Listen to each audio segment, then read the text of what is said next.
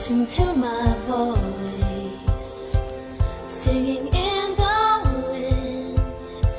Feel my gentle touch in the golden sunlight. I was born to love. Kiss your tears away, banish all your fears. Fill the world with joy. I am woman of the earth, spreading love and joy, fun and laughter. Woman of the earth, making miracles forever after. Loving, caring, working, sharing, teaching, singing, mothering.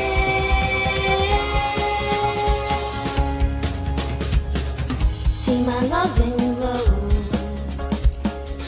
in a blushing flower. Watch my dreams take wings over sky so blue. I will save the earth and its every glory. I will teach my child every golden story. I am woman of the earth, spreading love and joy, fun and laughter. Woman of the earth, making miracles forever after. Loving, caring, working, sharing, teaching, singing, mothering. Woman of the earth. I am woman of the woman of the earth. I am woman of the woman of the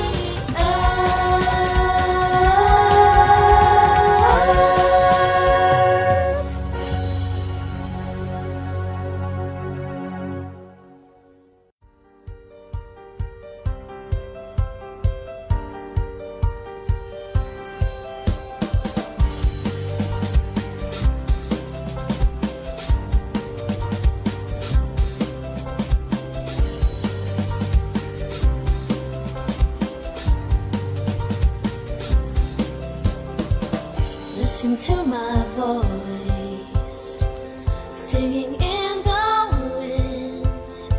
Feel my gentle touch in the golden sunlight. I was born to love. Kiss your tears away, banish all your fears. Fill the world with joy. I am woman of the earth, spreading love and joy, fun and laughter. Woman of the earth, making miracles forever after.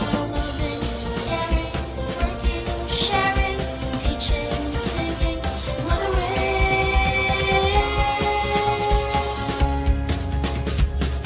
See my loving glow in a blushing flower. Watch my dreams take wings over sky so blue. I will save the earth and its every glory. I will teach my child every golden story. I am woman of the earth, spreading love and joy, fun and laughter. Woman of the earth, making miracles forever after. Loving, caring, working, sharing, teaching, singing, mothering. Woman of the earth. I am woman of the woman of the earth. I am woman of the woman of the earth.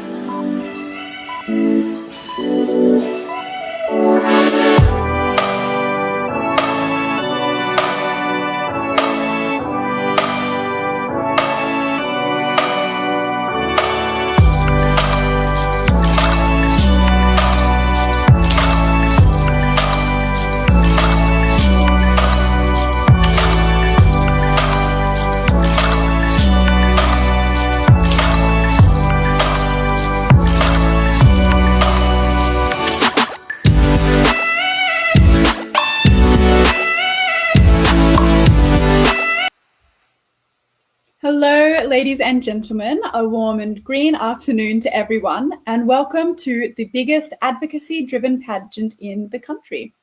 This is Miss Earth Australia 2021. I am Sheridan Mortlock, your current Miss Air Australia and your host for today.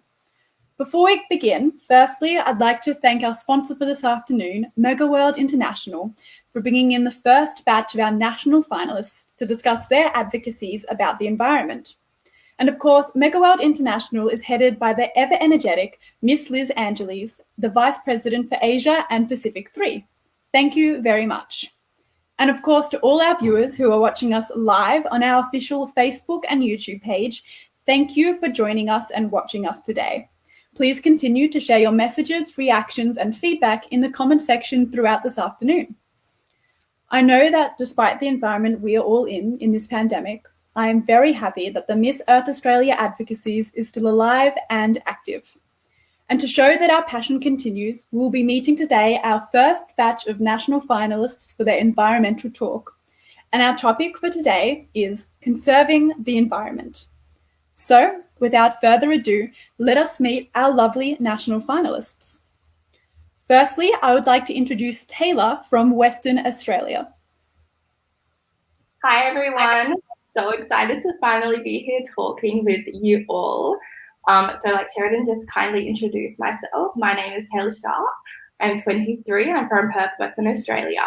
My environmental advocacy is actually business sustainability. So what that means is basically everything that businesses can do in their workings to just protect the environment, to manage their emissions, and just overall create a more sustainable and better future for us all. Thank you so much. Thank you, Taylor. And on to our next national candidate, we have Kanika from New South Wales. Hi, everyone. I'm so pleased to be here. I feel blessed and honoured to be a national finalist for Miss Earth Australia. So my environmental advocacy is summarised in the 4 letters CAMP. C stands for carbon footprint. We must see the damage that we are doing and minimise it. A stands for adding financial incentives to businesses to be more eco-friendly and to reduce their waste. M is for minimising fast fashion, and P is for proper disposal. Thank you so much, Kanika. And last but not least, we have Sarah from Victoria. Hello, everyone. My name is Sarah too. I'm from regional Victoria, and my advocacy, oh my goodness, is wildlife conservation. That is the protection of all wildlife species and their habitat, and it is to maintain wildlife species as well as protect and enhance their natural ecosystems. Thank you. Thank you so much. So to kickstart this live stream, obviously our topic for today is conserving the environment. But before we jump into that topic, I would like to ask each of the candidates why they chose the Miss Earth pageant out of all the other pageants. I want to know where your love and passion for the conservation of our environment came from. If there's any stories, if you grew up in a rural town, maybe, I want to know what drives you in terms of your environmental advocacies. So firstly, I'd like to direct this question to Taylor.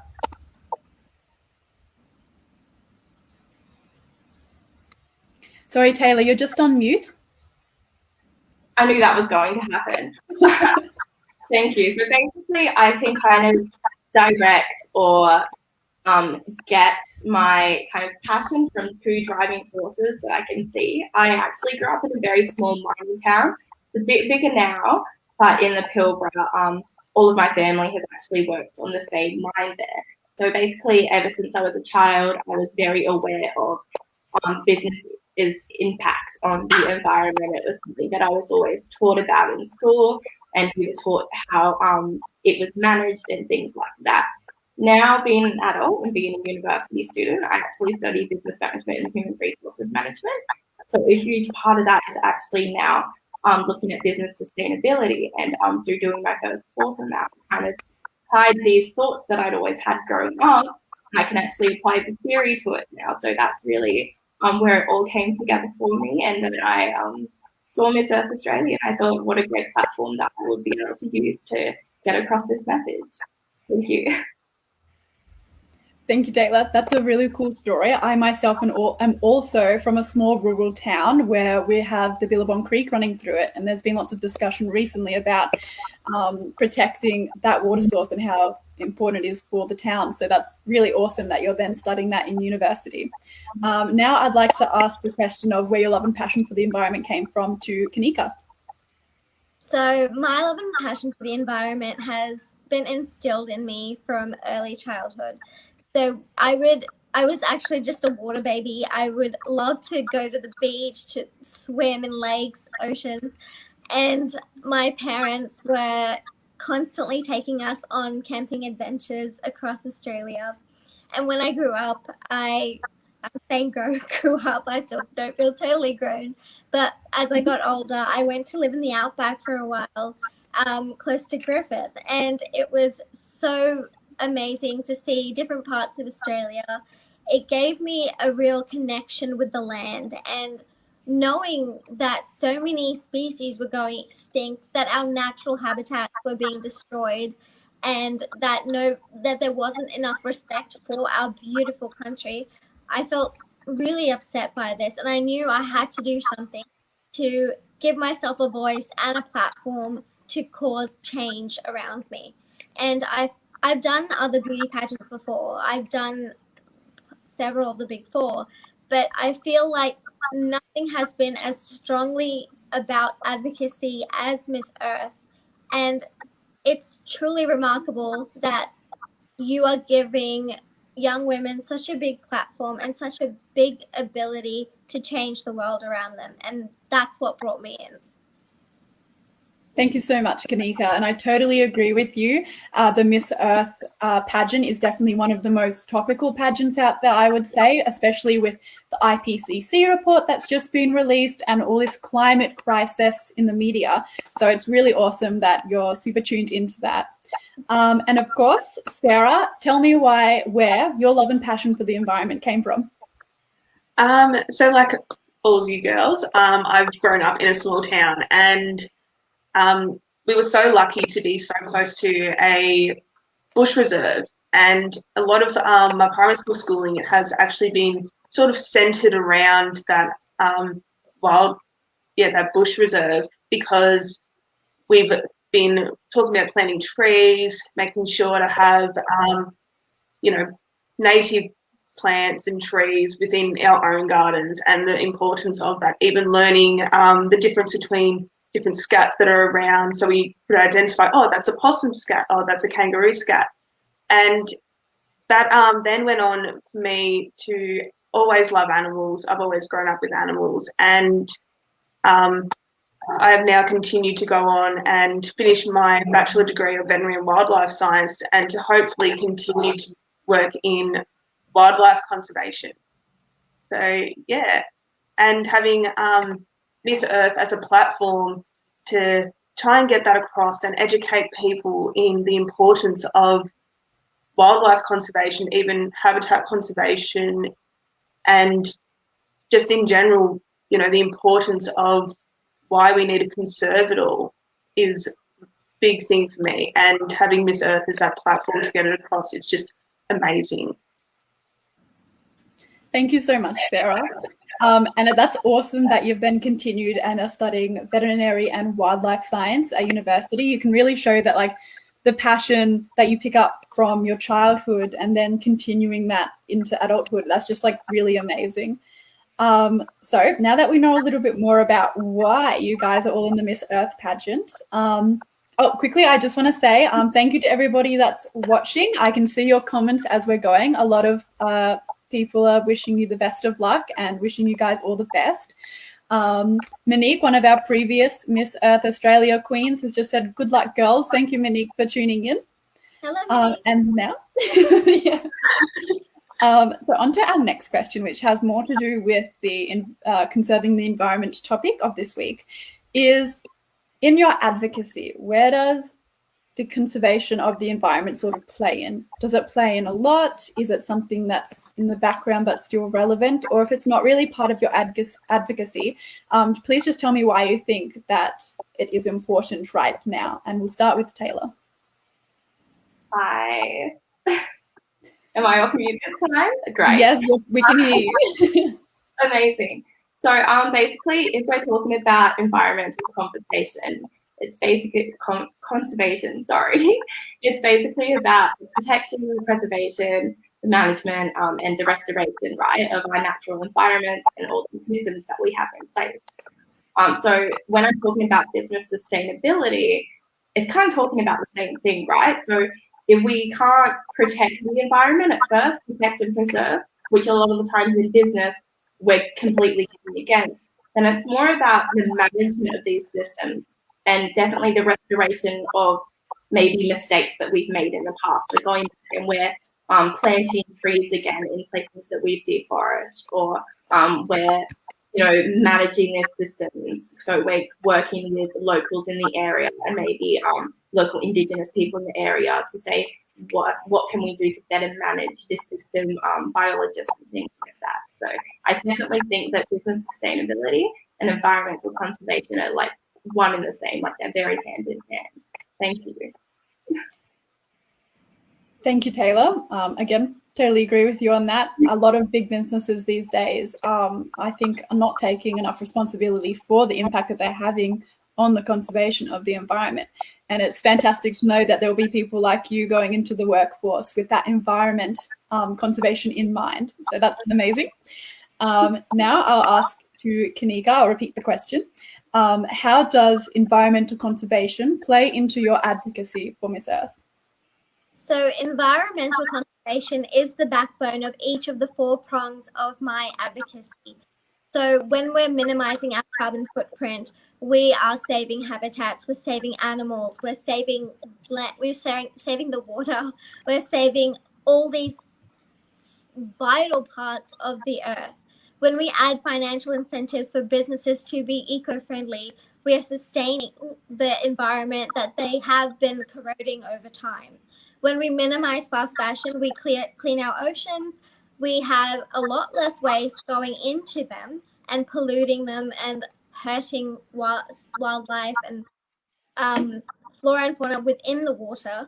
And when we have proper disposal, we don't see our garbage and waste clogging up different parts of the land and causing distress. And this all ties into conserving what we have and ensuring that we thrive in the future. Thank you so much, Kanika. I love how you brought in the prongs. I really love that. That's awesome that you've got like the change prong thing. I love like alliteration and things like that where it just like fits so perfectly. I think that's so fun. I could like die for that every day. And then of course, Sarah, your advocacy is pretty much conserving the environment. So tell me a little bit more about your advocacy. So wildlife conservation and environmental conservation is literally the exact same thing. Like if we don't conserve the environment, we don't have our wildlife, we don't have our habitat, we don't have even the ecosystems within the earth. It's even right down to the little ecosystems that are in soil. That's the reason why we've actually got all our vegetables, we've got our plants, those little ecosystems and biomes within the soil. And so if we continue to pollute even waterways and everything like that, we won't have those microorganisms, those little ecosystems that we have that even just make up that small portion that we all need to survive. Well, it's not really a small portion, it's literally we need the food to survive. And if there is no conservation of just those general things, even our waterways, if we don't have that conservation of the environment with water, we don't have water to drink. Mm-hmm. It's not just about wildlife even, it's about us as well. If we don't do that for wildlife, we don't do it for ourselves, we don't do it for anything to continue to live. yeah. That's such an important topic. And as well, I study global sustainability, for those of you that don't know, and we've looked into a little bit about conserving the environment and how like every single ecosystem really does have such a massive effect on the environment. Even like the fly, which is like an annoying creature, you know, but it's still so important in the eco web, and everything's connected. And if we don't have water, then we can't have food. And if there's no fresh air, then obviously it's not going to be very beneficial to anyone. But yeah, I love how you explain that everything's so interconnected, and it's super important. So some people in the comments shouting out. Basha says, "Good luck, ladies." Thank you. And Joshua, keep safe and good luck. Thank you, Joshua. So please keep leaving your comments and any questions as well in the comment section, and we can get to those throughout this live stream as well. So thank you so much for watching and listening. I've got another question for you ladies, and this question is, what have you personally done to conserve the environment? Like things that you might do in your daily life, or maybe you've campaigned for something. I want to know what you've done, what actions you've taken for the conservation of our environment. Taylor.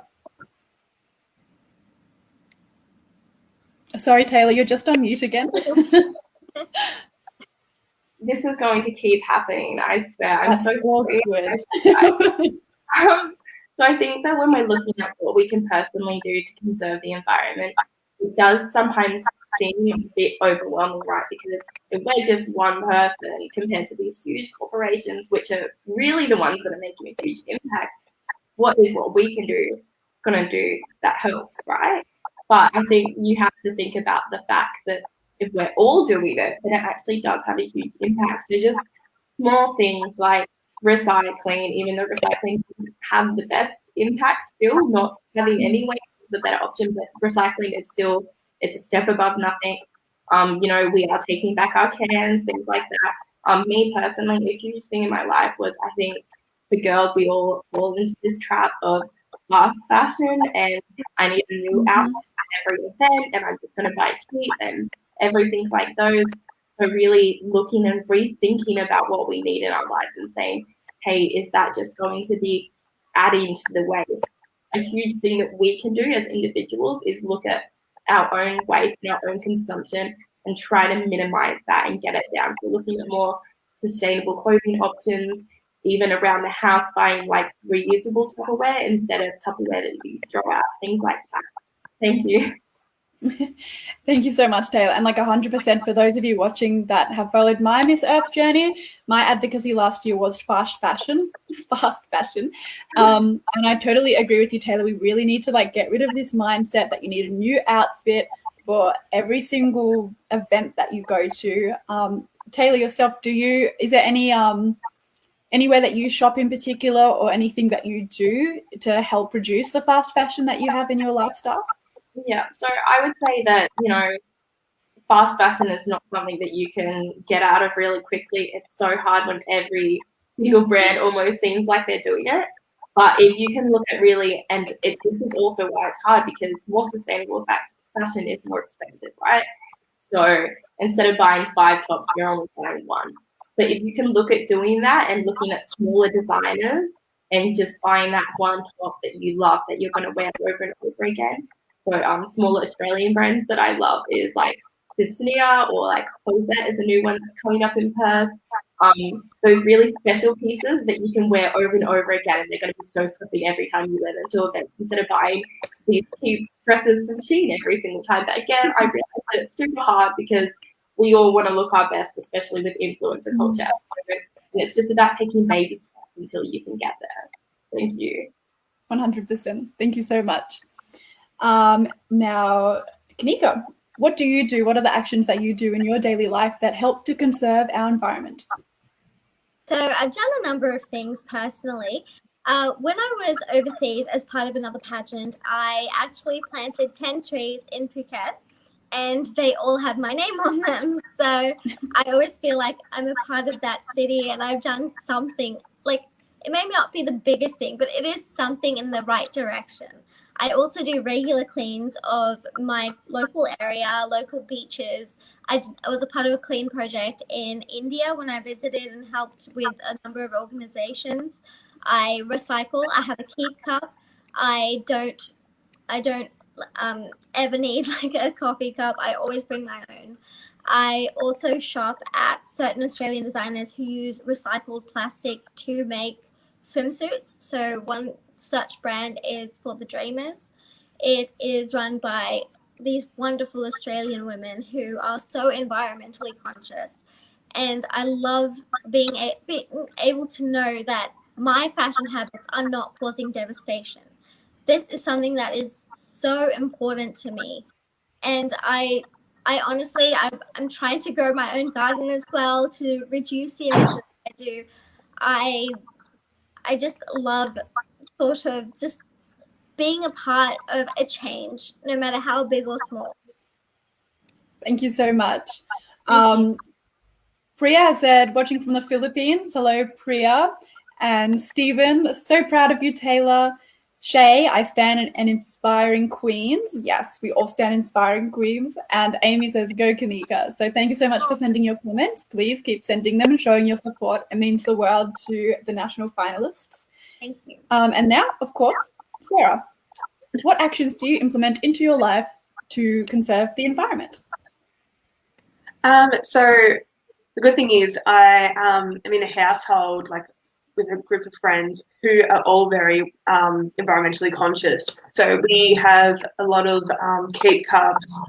We have a lot of straws, metal straws, even silicone straws, and we try our best to very much minimise our waste. So we do a lot of the recycling as well. So any plastics that are scrunchable, they get put into recycling and they get taken back to the supermarkets and they do the recycling from there of those. I've also been having my own veggie patch so that I can start growing my own vegetables and do less of going out and buying potential vegetables that have GMOs and things like that that aren't, or even pesticides that aren't, environmentally friendly either. Even, trying now to even bike ride where I can, of lockdowns, being in that 5K radius, if you can ride your bike to where you need to go, even better. Just doing my best to try and do all that sort of thing. I've even noticed now, and I've been really trying to get into it, that there's a lot of brands that are doing reusable sanitary products for women. So like Body Body Bonds are bringing out underwear that are actually sanitary items, or even using those. I think there's even the reusable pads that people can buy. So yeah, that's what I'm doing to try and keep my footprint to a minimum. That's awesome. Thank you. I love the Modi Body and the menstrual cups and everything. And even though like period topics seem taboo, it's just another important thing that we should bring. And it's like a natural thing. It's part of the earth and conservation. And if it's something that we can do, we should promote it, because it is all about conserving the environment. Now we have a question here from Zuan. So I'm going to open this question up to whoever wants to answer it first. The question is, as a beauty queen, how can you show or encourage younger generations to conserve and to take care of Mother Earth? So who would like to answer this first? Anyone? Oh yeah, Kanika, fantastic. So I think that the next generation is the most important generation. What we do is fantastic, but we need to carry it on. So when we're in a position of power, such as being Miss Earth Australia or Miss Earth in general, we show children, especially young women, that they have the power to implement the change that they want to see. They have the knowledge that we provide, that our environment is struggling under the burden of our current system, and they understand this and they take steps forward to change this. That's what I've always advocated for. I've always talked to my younger cousins, to kids that I tutored when I was doing high school tutoring. I would harp on about this, And I just think it is so important to inform people because knowledge is power and knowledge leads to action. Thank you so much. That was such a great answer. I totally agree that education and knowing what's happening to our environment is the best way to allow change to happen, because if people are well informed, they're more likely to take actions that better allow us to lead to a sustainable future. I was just, when I was studying this in high school, I was devastated to see how many species we'd lost. And this just doesn't need to happen. And I just want to pass that message along to younger kids. 100%. Like, the younger kids are definitely they're going to grow up in the environment that's happening right now. And, there's nothing we can do to change the past, but we can definitely change the future right now by changing the present, Exactly. It all leads into each other.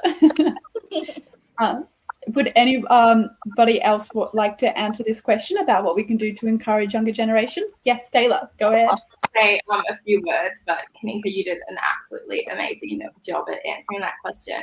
Just off what you said, I think that with just each generation that comes, you see more and more, it's not necessarily that we have to educate them. They know a few years ago, every kid was out of school on that march being you need to take action, local governments against our environment. We are the leaders and we're all the kids. We know what's happening. We've seen what you're doing.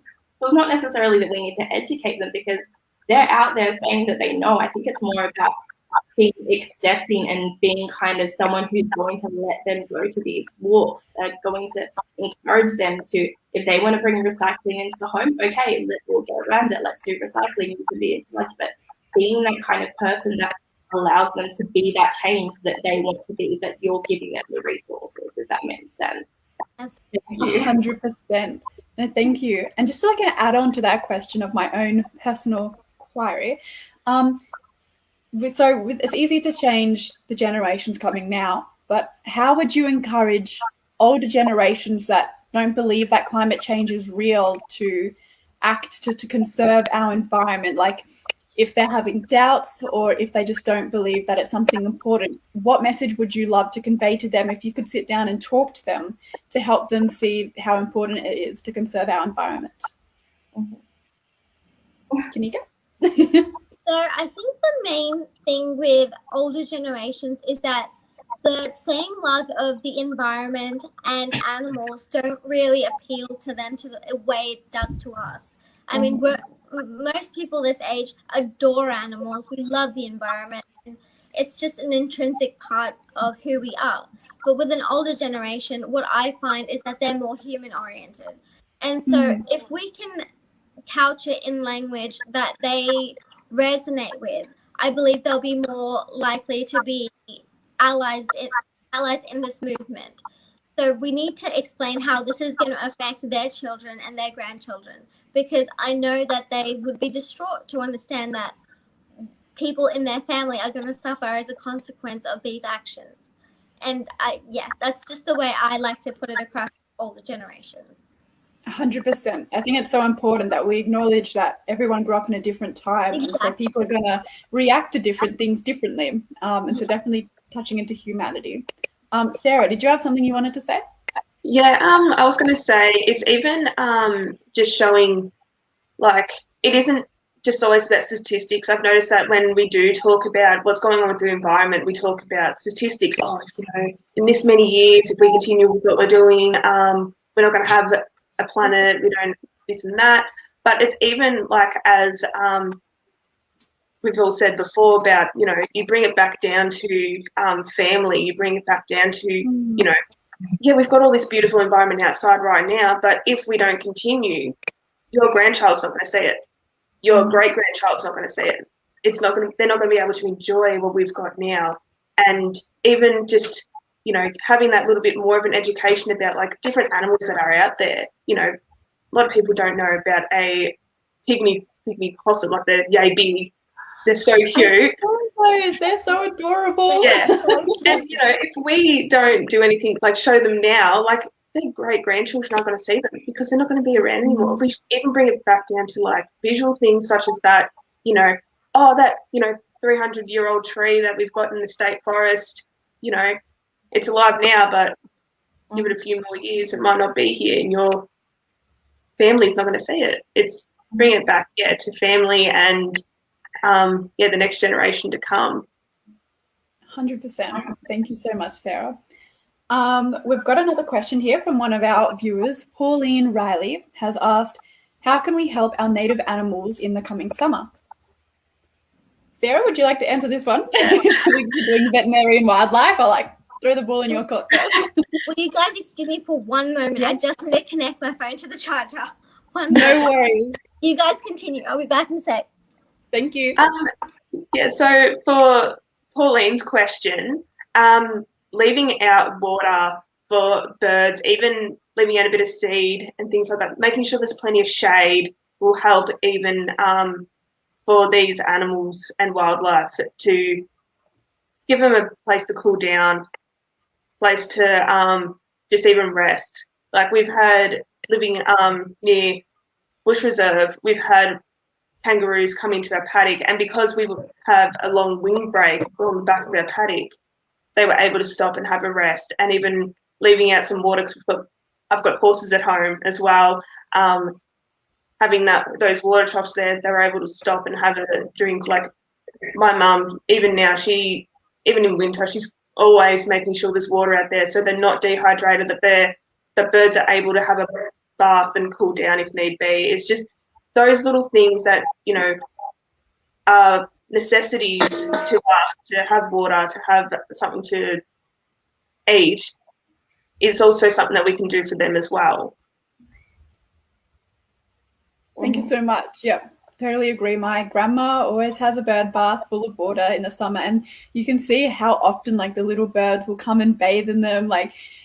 Sometimes you don't even think about that stuff until someone says it. So it's so important to spread that message, because I find often that we get trapped inside our own little internet bubbles or our echo chambers. So it's heard. So you just assume that everybody knows about environment and knows the steps to go to conserve the environment, but it's super important to step out of that bubble and spread the message to a wider audience, because they might not know, Would anyone else like to have a go at answering the native animals in the summer, or I can ask the next question? I mean, I think, Sarah, you absolutely nailed it. You pretty much covered anything. Just even going back to what you said earlier about making sure that you have kind of native plants and trees, and even other trees, just to have a bit more shade and a bit more of an ecosystem in your backyard, your front yard. That also helps out, as well as creating another place in between wherever they're traveling to that they can just stop quickly. So thank you. I think a major part of this as well is to ensure that the weather that has become unseasonably warm, we need to provide an environment for the animals to actually thrive in the temperatures that they are in. And so what we need to do is work with scientists and researchers to see what we can do to reduce the damage that we're doing, and to ensure that there's a habitat that they can peacefully live in, which is, of course, a struggle. But I think if we do work together, we can make it happen.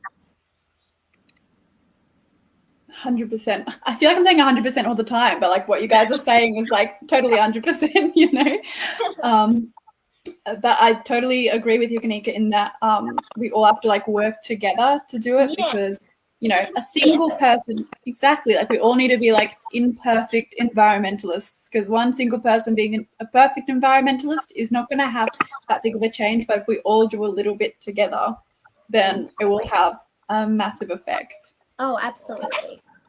Something now that I would like to ask is, and this can go out to any of you, whoever want to pop your hand up and take the question. In Australia or worldwide, but if you've got a specific example, what do you think is the biggest cause of the destruction of our environment? Why do you think people do it? Why is it still happening, even though we know all the negative effects? Is it is it government? Is it businesses? Is it because people aren't aware? Yes, can you guys, your hand go up first? Go for it. So I think a major part of this is fast fashion.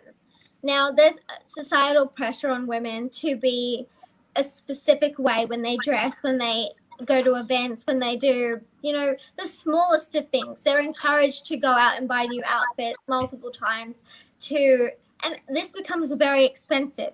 So it's natural that they turn to fast fashion, which is cheap and, of course, fast. And this is something that we need to de-incentivize. So if we perhaps put higher taxes on it, or we found another way to lobby a change in that sort of area and industry, I think we would save so much of the ocean, because fast fashion is the biggest pollutant of our oceans. And also I wanted to lobby the governments to actually make a change for businesses, because businesses are causing the mass damage. And of course, we as individuals can cause damage. And even if we come together and we all become vegan and vegetarian and, stop buying fast fashion, their emissions are still destroying what we have in our climate and environment. So we need to work together with the government, with these businesses, and with ourselves, and being powerful ourselves, to change this and to have a bright future, instead of one where the whole environment is so unstable and possibly inhospitable. Totally. And I asked Taylor this question before about, like, because when she brought up fast fashion, it's like, what are you doing in your life that, because like I love talking about fast fashion because it was my advocacy. So what are you doing like in your life right now to help reduce your fast fashion consumption, or to promote the idea of slow fashion instead? Yeah. So what I currently am doing is I have bought all of my swimwear from For the Dreamers, which is recycled plastic turned into swimsuits, and they are the most beautiful, like, comfortable bikinis and one pieces that I've ever had. So it kind of just worked out for me. Also, I have very small feet, so I have custom made shoes, and I also only go to Ferragamo for them because nothing else fits. And for my dresses, for my gowns, I go to designers who I've worked with previously. And I also work with smaller Australian fashion houses, because I feel like not only do we need to help the environment, we need to help Australia. We need to help Australian businesses. And this is a huge part of minimizing fast fashion for me. What are our thoughts on secondhand fashion and places like Vinnie's or places like that? Are you in support of them? Do you often shop there, or is that something you're leaning into? I absolutely love Vinnie's, especially on King Street in Newtown. It is like a mecca of treasure troves from the 1970s and 80s, all of the fashion that I'm really interested in. And as Sarah mentioned earlier, with Modibody and the new, I started with Thinks, which was maybe 3 or 4 years ago, and it was so unheard of at that time. But this whole, like, reusable period packaging is just fantastic. It helps women by reducing their overall costs, and it also helps the environment because we don't have a mass amount of plastic polluting, the land around us that will eventually land in the ocean. So those are kind of the steps that I've taken. I feel like St. Vinny's is a very affordable option when you're trying to minimize fast fashion. Of course, some people cannot access designers because of their financial limitations. Mm-hmm. So I think that's an excellent way to start. Awesome. Thank you so much. Sarah, did you have something you wanted to say about what contributes most to environmental destruction? I thought I saw your hand there. Is that correct? Yes. Go ahead. A lot of, like, going off what Nikki, oh my God, I'm so sorry, I just messed up your name. Going off what she said, it's a lot of consumption that we do, and like these big brands. And I was going to say, even to go back and go to your St. Vinny's, go to your op shops, and doing that sort of thing will help lower that big thing of consumption. So you're going and using these recycled materials, these pre-loved outfits and different types of clothing, even furniture. You go to your local salvos, and they've got so many amazing furniture that you can get, like, you know, your chest of drawers, your wardrobes. There are just so many things that people forget about, and they're so quick to, you know, go to places like Kmart and get a little flat pack that they can easily set up because, you know, it's cheap, it's quick. Whereas if you go to places like Salvos, you can get your shelving, and it's actually for a quarter of the price. You can go out and get those sort of shelves for, you know, $10 instead of even paying like $30 from Kmart. And so you're just reusing these items that people have had before and cutting down those consumptions. So yeah, and I find that like those secondhand items usually last and are more stable than like the cheap options that you get from Kmart, you know, like they're just built to last, whereas a lot these days, you know, things are built so that you have to keep buying them and continue over the overconsumption of our society, you know. So it's like a big societal issue. It's like, come on guys, we've got to change things now. We're running out of time. Taylor, did you have anything that you wanted to say in regards to the environment? I actually did. It's again going off with what you lovely ladies just said. But basically, with the whole reasoning, like, you know, we know that it's bad. We know that certain things that we do in the environment is causing harm to do it.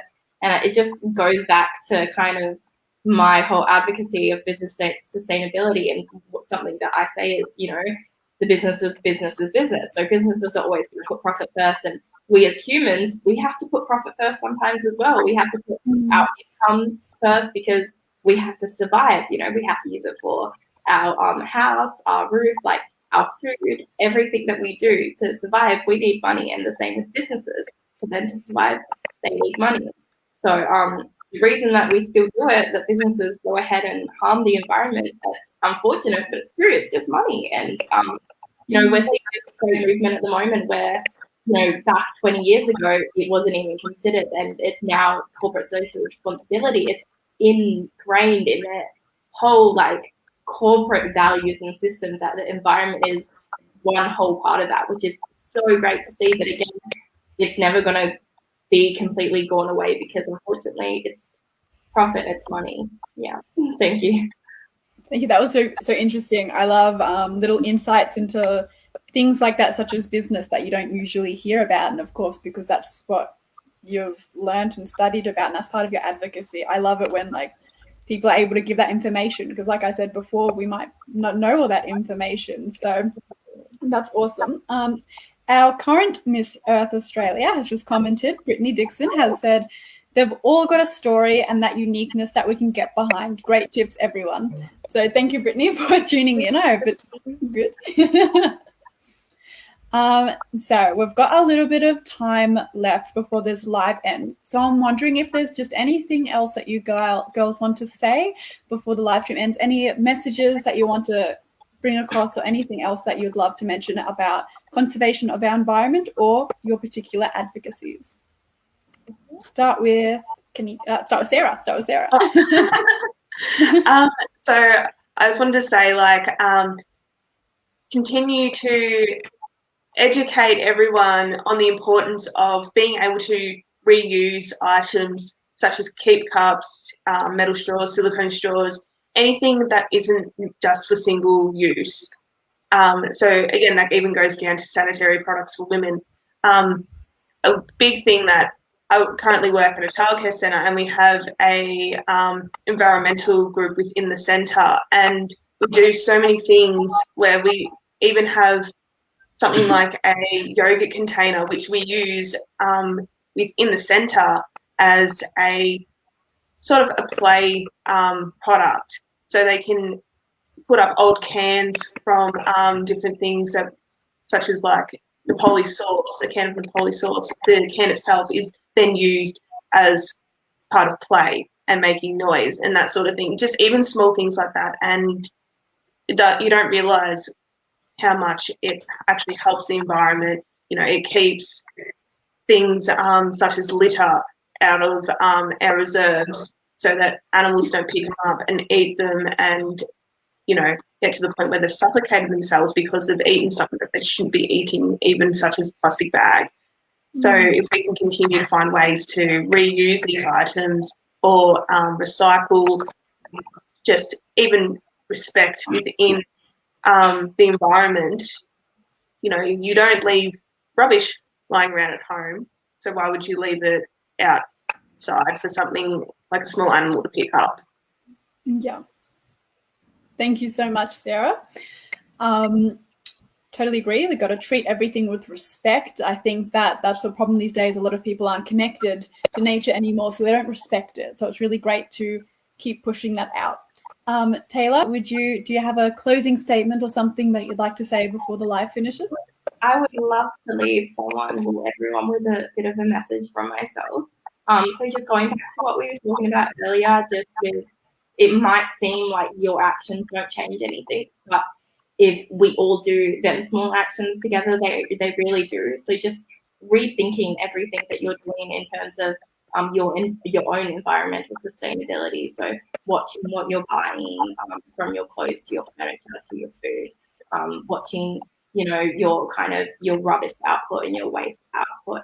And then also leaving my business owners, whether you're a small business owner or a large corporation owner, if you're watching, with a message as well. Like, I really encourage you to look at what your business is doing sustainability wise, or even just how you're managing your resources and your waste in the environment. I mean, if you need any help, I'm here. I have not a full degree yet, but I'm getting there. So I'm more than happy to talk with you if you're watching.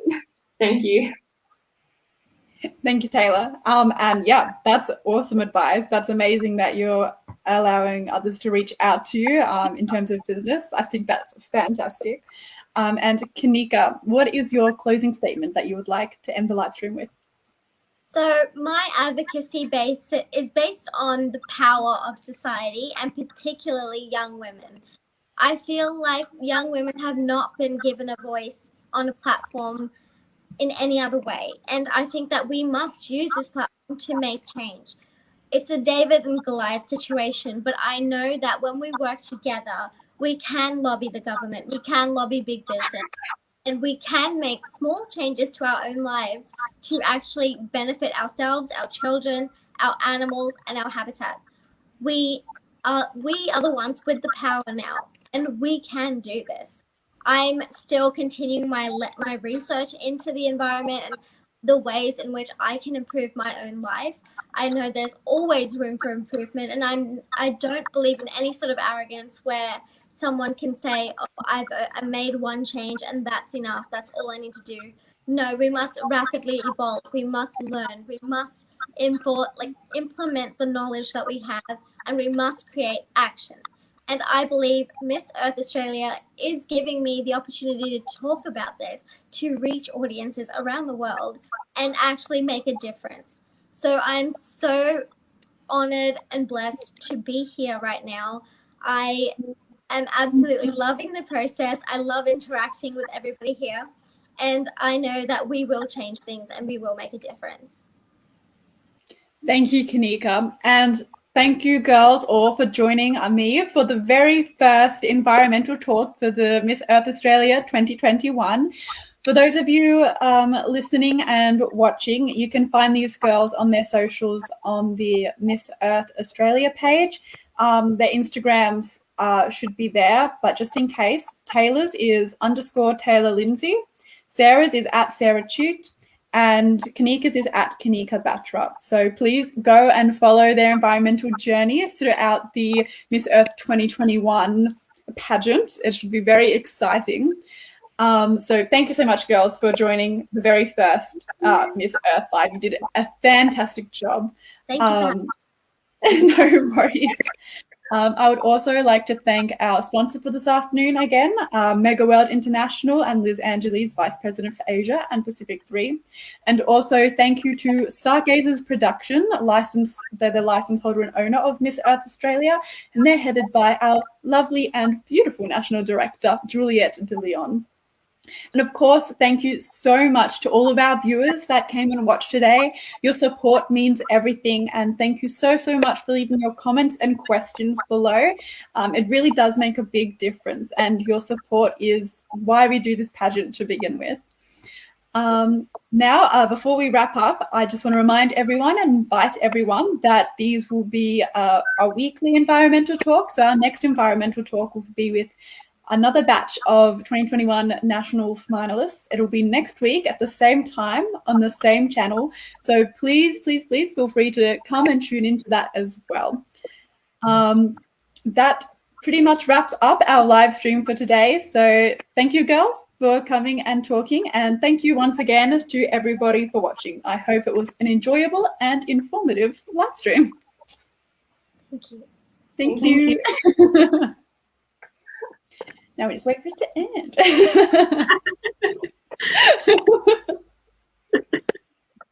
My light went out half